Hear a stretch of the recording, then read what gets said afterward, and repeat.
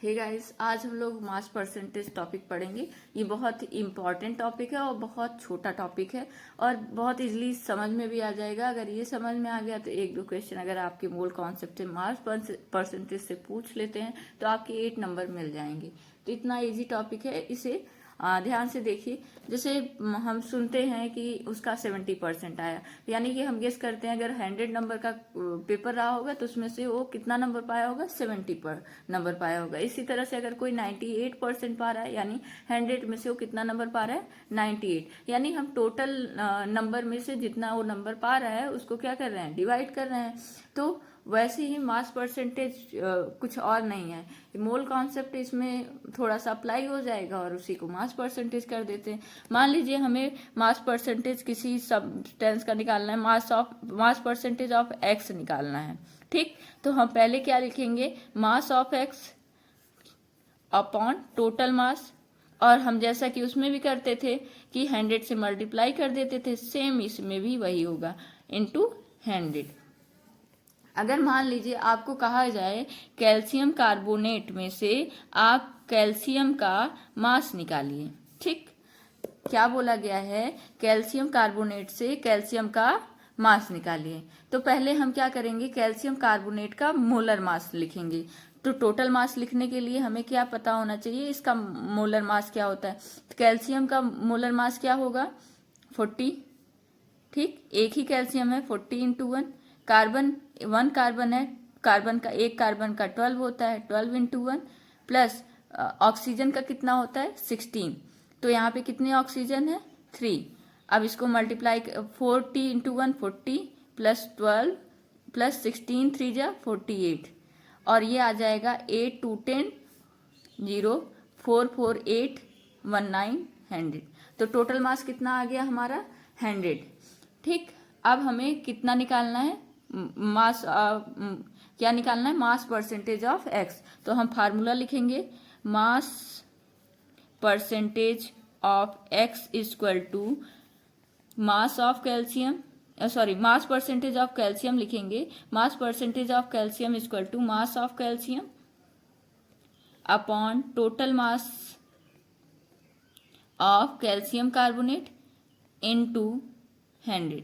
यानी calcium carbonate में कितना परसेंट कैल्शियम है उसको निकालना है हमको। तो हम क्या करेंगे, हमें पता है कि कैल्शियम का जो मॉलिक्यूलर मास है वो कितना है, 40 अपॉन टोटल मास कितना है, 100 इंटू 100। तो ये कितना आ जाएगा, 40%। यानी कैल्शियम कार्बोनेट में कैल्शियम कितना परसेंट है, 40% है। अगर मान लो ऑक्सीजन बोला जाए, कैल्शियम कार्बोनेट में ऑक्सीजन कितना परसेंट पाया जाता है, तो मास परसेंटेज ऑफ ऑक्सीजन ये कितना हो जाएगा, ऑक्सीजन कितना है इसमें, 48 अपॉन 100 इंटू 100। तो ये कितना आ जाएगा, 48%। बहुत सिंपल है ना। अब आप लोग कार्बन का निकालिए, कैल्शियम कार्बोनेट में कार्बन का कितना मास होगा। तो क्या करेंगे, मास ऑफ कार्बन लिखेंगे, मास परसेंटेज ऑफ कार्बन। तो कार्बन कितना है, 12 और इसमें इसका टोटल मास कितना है, 100।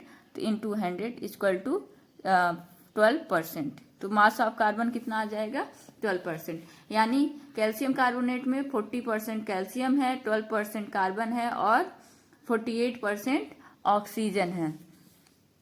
इसी तरह से अगर हम दूसरा चीज दें, कहें कि कैलकुलेट करिए NaOH में ऑक्सीजन का मास परसेंटेज कितना है, मास परसेंटेज ऑफ ऑक्सीजन NaOH में कैलकुलेट करना है। तो हम पहले क्या लिखेंगे, इसका मॉलिक्यूलर मास लिखेंगे। हमें पता है कि Na का मॉलिक्यूलर मास कितना होता है, 23। और एक ऑक्सीजन का कितना होता है, 16। ठीक, और हाइड्रोजन का 1।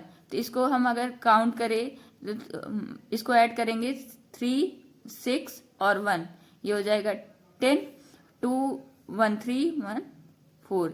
ये इसका टोटल मास कितना आ जाएगा, 40। अब हम क्या किसका निकालना है, ऑक्सीजन का। ऑक्सीजन का क्या होता है, मास 16 अपॉन क्या कर देंगे, टोटल मास 40 इंटू 100। अब ये देखिए, ये 0 0 कैंसिल, 4 4 जा 16, 4 इंटू 10 इजक्वल टू कितना हो जाएगा 40%।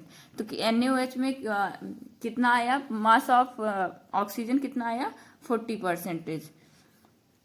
इसी तरह से अगर हमको एक क्वेश्चन दे दिया जाए, आप क्वेश्चन देख के डरिएगा मत, बिल्कुल नहीं डरना है। अगर आपको क्वेश्चन दिया जा रहा है कि मोनोवैलेंट मेटल M, हमारा क्वेश्चन क्या कह रहा है कि if mass percentage of oxygen in monovalent metal carbonate M2CO3 is 48। हमें ऑक्सीजन का इसमें ऑक्सीजन का 48% मास परसेंटेज दिया है, हमें बताना क्या है एटॉमिक मास। हम पहले इसका हम जैसा उसमें करते थे कि इसका क्या करेंगे मॉलिक्यूलर मास निकाल लेंगे। तो M2CO3 का हम मॉलिक्यूलर मास निकालेंगे तो ये हमें पता है ये क्या है, मल्टीप्लाई में आ जाएगा 2m प्लस कार्बन का कितना होता है 12 प्लस ऑक्सीजन का कितना होता है 16। यहाँ 3 ऑक्सीजन के मॉलिक्यूल्स हैं तो 16 इंटू 3, तो ये कितना हो जाएगा 48 प्लस 12 60, 2m प्लस 60। ठीक, अब इसके बाद हम क्या फार्मूला अप्लाई कर देंगे, क्या लिखेंगे 48% दिया गया है ऑक्सीजन का मास ना, और ऑक्सीजन कितना है इसमें 48, और इस तरह से हम मेटल का हमें निकालना है, मेटल कार्बोनेट का एटॉमिक मास निकालना है।